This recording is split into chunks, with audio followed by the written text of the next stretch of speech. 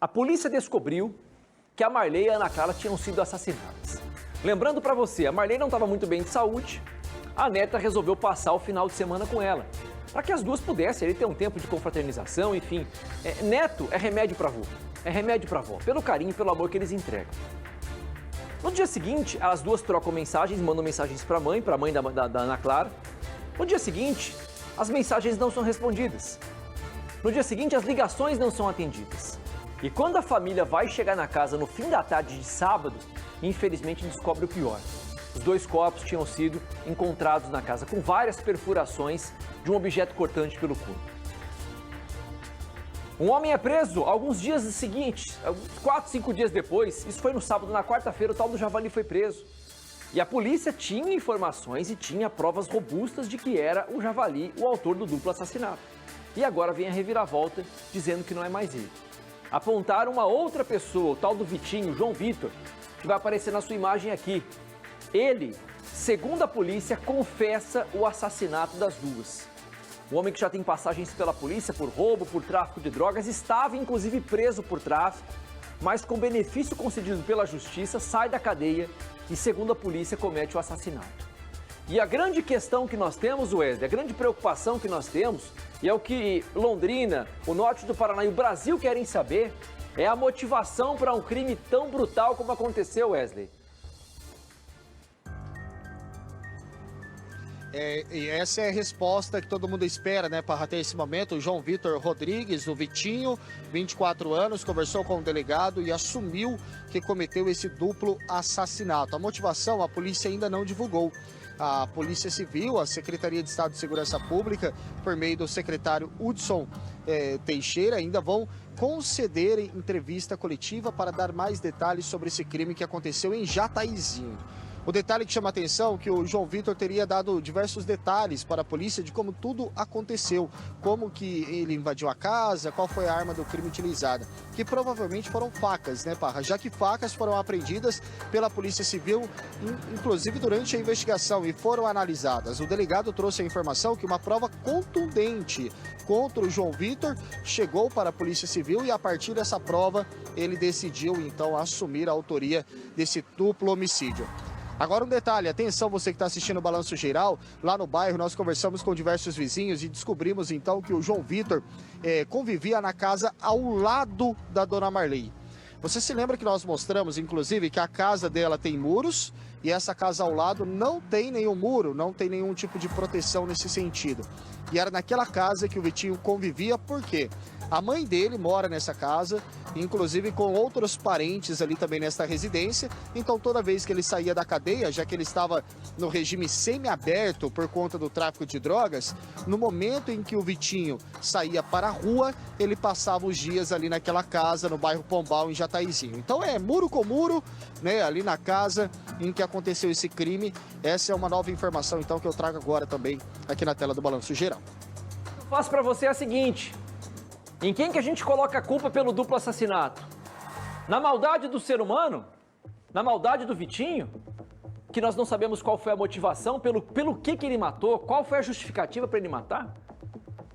Ou a gente coloca a culpa por esses assassinatos na justiça?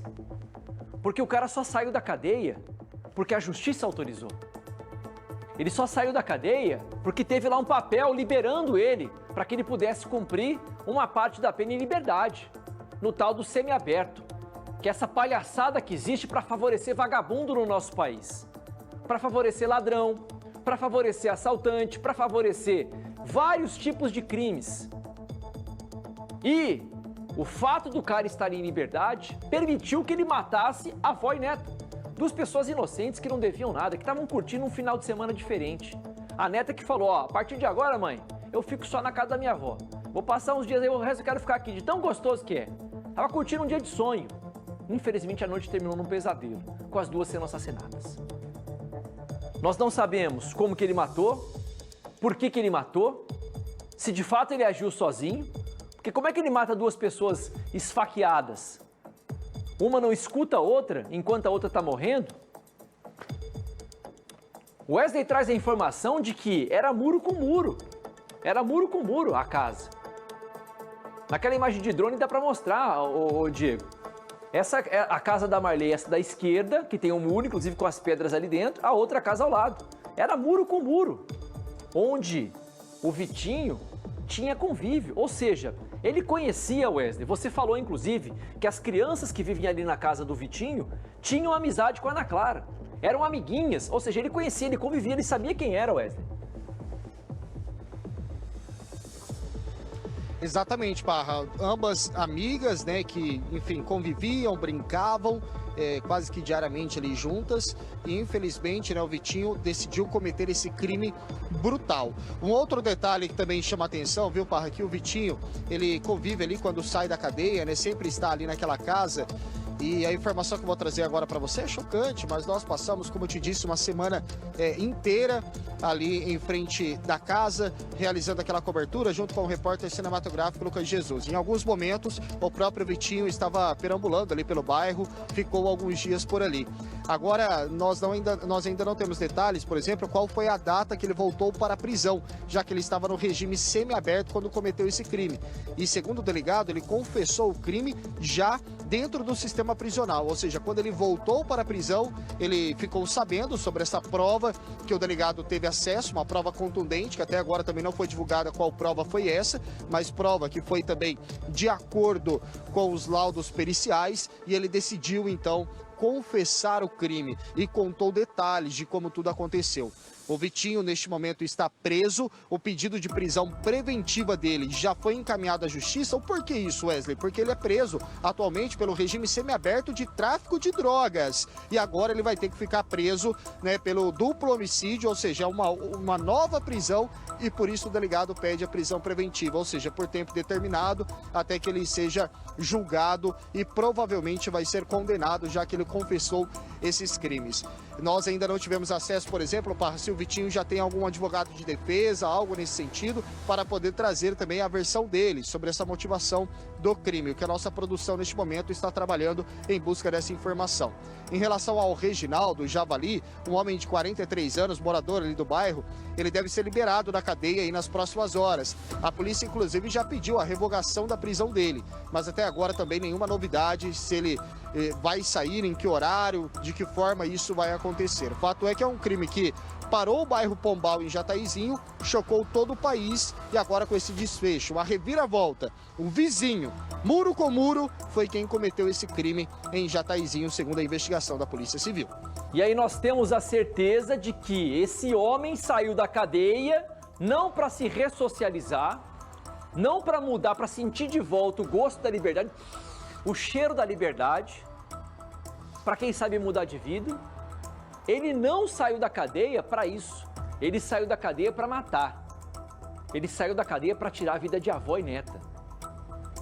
E você traz uma informação importante para a gente, Wesley, de que não sabemos quando, mas ele volta para a cadeia para cumprir a pena e lá na cadeia ele confessa o assassinato. Foi isso, Wesley?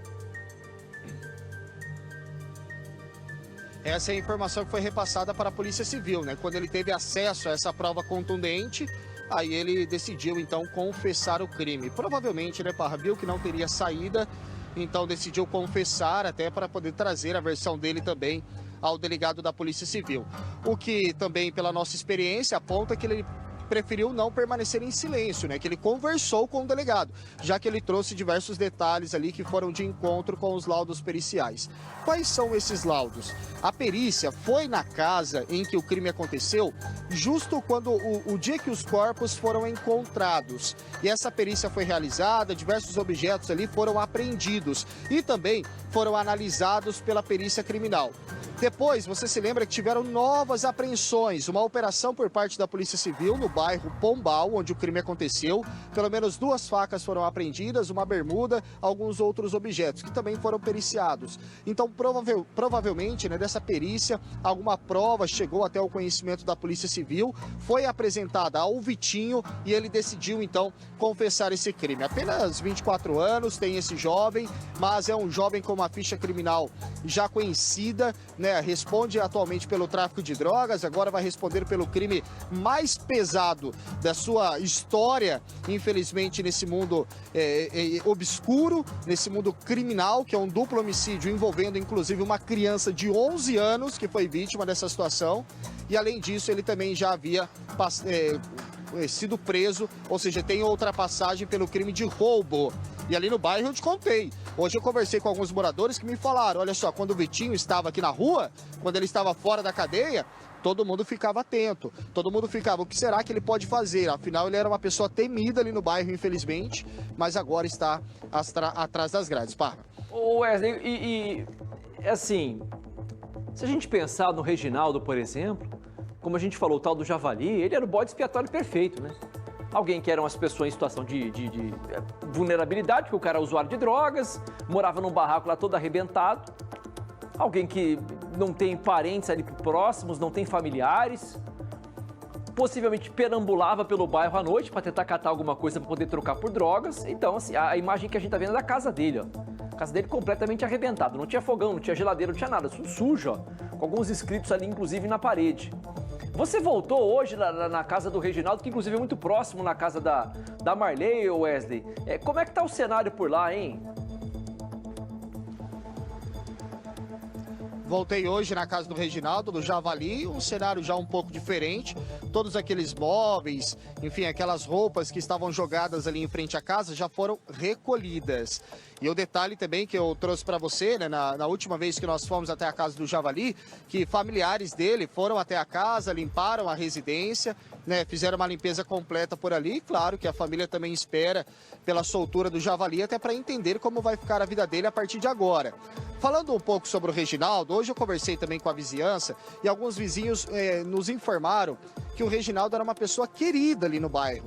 Apesar de ser um usuário de drogas, como foi apresentado à Polícia Civil, como os vizinhos também relataram, mas era uma pessoa que morava ali no bairro há muitos anos, convivia com todo mundo ali. Aquela casa que o Reginaldo mora atualmente, o Javali, era a casa da mãe dele, que infelizmente faleceu há alguns anos. Ele acabou ficando com a residência como herança e ficou morando ali naquela casa. Um usuário de drogas, uma pessoa que percorria ali pelo bairro e fazia diversos serviços ali, prestava diversos serviços para a comunidade, como por exemplo, vou cortar aqui a grama da tua calçada, podar a árvore, né? Enfim, vou limpar aqui o teu quintal. E ele havia prestado um serviço para a dona Marley, poucos dias antes do crime. Você se lembra, pedras, areia que foram guardadas ali para dentro do quintal dela, foi o próprio Javali que fez, né, esse serviço e inclusive cobrou um dinheiro da dona Marley.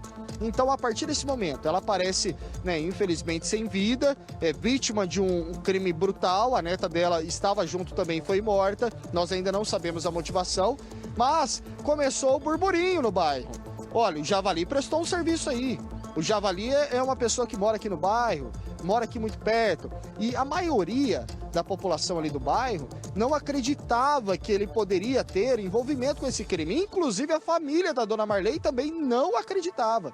Mas, segundo o relato ali dos vizinhos, pessoas próximas do Vitinho, amigos, familiares, começaram a criar esse burburinho para colocar o Javali na mira da polícia. E depois, infelizmente, ele foi agredido, quase morreu, quase foi vítima de um linchamento. Javali, o Reginaldo, só não morreu porque uma viatura da Polícia Civil com investigadores aqui da delegacia de Biporã estava ali pelo bairro. E os investigadores, então, pararam e socorreram o Javali. Ele foi levado até o Hospital Universitário de Londrina, onde ficou internado e depois ficou preso. Um detalhe que chama atenção também, Parra, que neste momento que ele foi detido, a própria Polícia Civil, o secretário de Segurança Pública do Paraná, trouxeram a informação que o Javali estava preso não porque ele tinha cometido o crime. Ele sim, havia uma suspeita contra ele, mas suspeita não tem nada a ver com a pessoa ter cometido o crime. Ele era um suspeito. E ele só foi preso pela polícia justamente para evitar que ele fosse vítima de uma situação tão grave.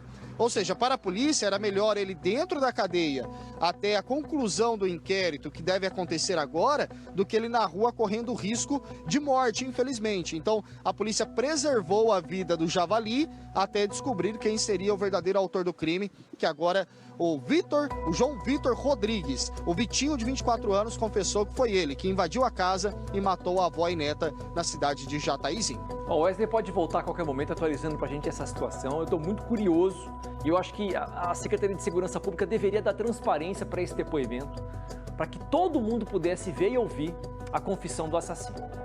Para que não restem dúvidas, porque por 70 e tantos dias o Javali era o assassino, o principal suspeito. Agora outro, agora o Vitinho, que teria confessado o crime. Então essa confissão, esses depoimentos precisam vir a